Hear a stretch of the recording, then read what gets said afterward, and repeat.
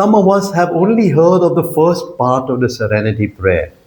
Today I'm going to explain part by part the whole prayer, which is a prayer for peace of heart and clarity of mind. Crumbz from Gerard, Tuesday 3-minute reflections. God, grant me the serenity to accept the things I cannot change.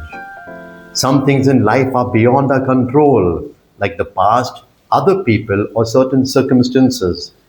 Fighting against these unchangeable realities leads only to frustration, anger, and despair.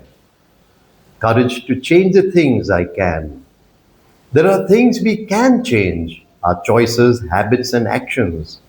It requires honesty and effort to improve ourselves and our immediate sphere of influence, and the wisdom to know the difference.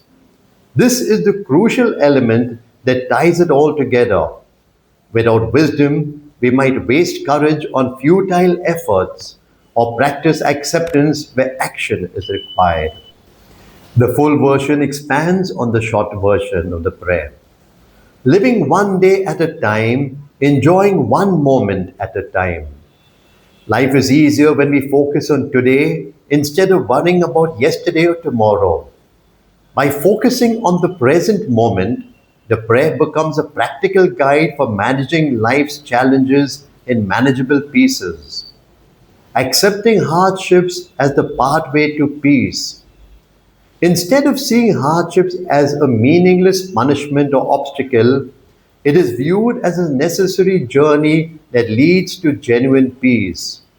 Enduring difficulties with serenity builds character and ultimately leads to genuine peace. Taking as he did this sinful world as it is, not as I would have it.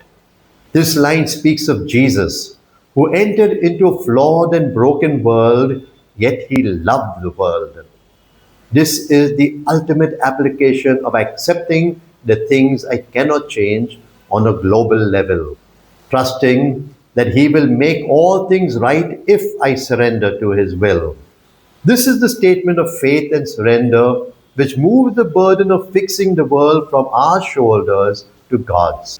Surrender here is not defeatism, but an active trust that by aligning one's own will with God's will, the outcome will be better than what our limited vision could achieve.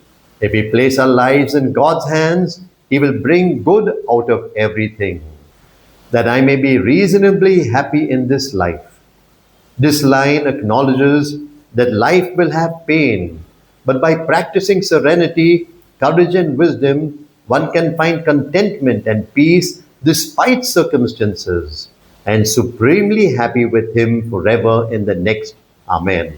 And finally, this line points towards our Christian hope of eternal salvation and perfect peace in heaven, which puts the temporary hardships of this life into perspective. Amen.